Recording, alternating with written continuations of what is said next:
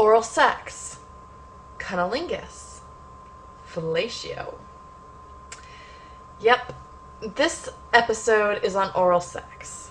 I've gotten a lot of emails from you guys asking all sorts of questions about oral sex.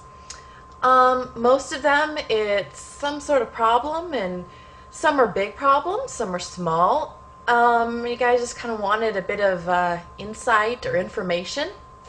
And I've responded to each of you individually, but I was thinking, maybe this would be a really great video for everyone. All the viewers who would watch, but might not send in messages or even leave comments.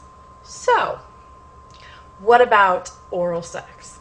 Well, first of all, we're gonna assume that you know what oral sex is and you have a basic knowledge of how to do it. No, this isn't a guide on how to give oral sex. If that's what you're looking for, sorry. The other really big critique I've been getting is that these videos aren't arousing. Guess what? They're not meant to be. That said, I can foresee 3 main problem areas, I guess you could call it, for oral sex, which is taste, feel, and smell. If you don't like the sight or the sound it produces, your problem might go a little deeper than this video is going to address. So, let's just start off with taste. We're going to talk about both men and women here. So, a good thing for both is make sure that your partner or you have showered beforehand. Now, the worst thing you can do is say, hey baby, so just gonna let you know, if we're having oral sex tonight, you better go take a shower. Probably a major buzzkill. So instead, you can just cozy up to your honey and suggest a sexy shower for 2. Who knows, it might not even make it out of the shower. Secondly, is maybe you're just really bored with the taste of it, or you want something interesting. I highly recommend a great way to spice up your love life is to get some flavored lubes. Now, one thing you want to definitely be sure of is that if you get a flavored lube, it has absolutely no sugar in it. Some of them out there still do. And if there's sugar in it, you're not going to want to put it anywhere on her. And if it's on him, he would have to wash up and make sure it's all off of there before you had vaginal intercourse, because any sugar up inside of her is going to cause a lot of problems. So go out there, look for some flavored lubes. In a couple episodes past this, I'm going to actually be talking about some of my favorite ones, some that I've heard really great comments on. But go browse the internet, browse your local sex store. Some of you guys have great ones, some they're a little seedy. But the last issue is on taste is swallowing.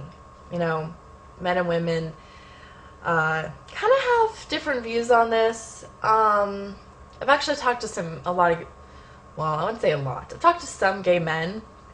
They actually say that swallowing isn't really an issue for them. So I guess it's kind of a straight guy thing.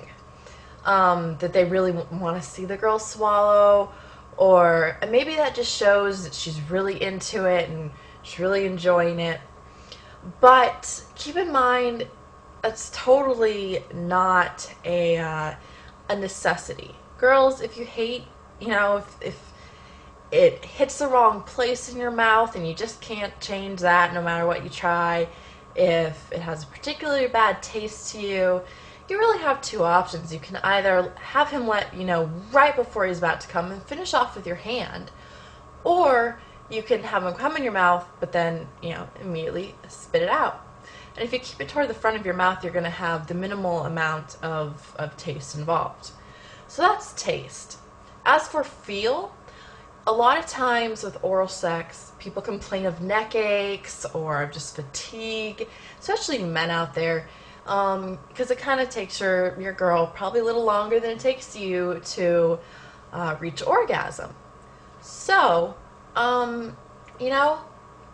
find a position that works for you. There are so many different possibilities. Not all of them are going to use your head in the same way. In fact, you don't even need to stay in the same position while giving oral sex the whole time. Try it one way, try another, and that's going to give different parts of your neck a rest as you go on. So really, when it comes to feel, just find a position that's going to let both of you guys kind of put in the most minimal effort, because that way you can focus on not trying to support yourself. You can focus on what you're doing and enjoy it. Enjoy giving and enjoy receiving. So yeah, just don't think that just one position is the way to go. Try different things out. The last is smell. Again, this goes back to make sure you guys have taken a shower. Or flavored lubes will work with smell as well. If you guys really have a problem beyond that, there's probably something wrong going on. Whether it's an infection or I don't know. I think this complaint is becoming more and more common because we live in a more and more sanitized kind of world. Everything has to just be bleached clean.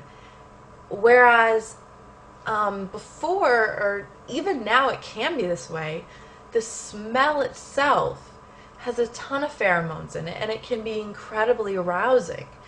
You know, when you know your lover's scent, their sexual scent, and you get to smell that up close, as long as they're clean and there's no infections going on, it probably shouldn't be a bad thing. Which kind of leads me into my last point, and I know I'm just touching on everything really briefly, but it's a huge topic. I'm trying to keep it short. So my last bit to say is, you know what? I've gotten a lot of emails from the ladies saying, what the heck is up? What is up with guys not giving oral sex or not doing it very often? You know, I think women more and more are getting used to giving oral sex, and that being the expected and not the taboo these days. And I think guys are kind of keeping along, but now I'm getting all these emails from women, and I'm kind of having to question that. I think that oral sex is especially if you're not doing 69 or mutually giving oral sex, one person is receiving pleasure while the other person is giving it. And sometimes it's very hard to just receive for some people, and sometimes it's very hard just to give for some people. So they get bored, they don't see the point in it. They'd much rather be doing something that made them feel good too. But the truth is, a lot of women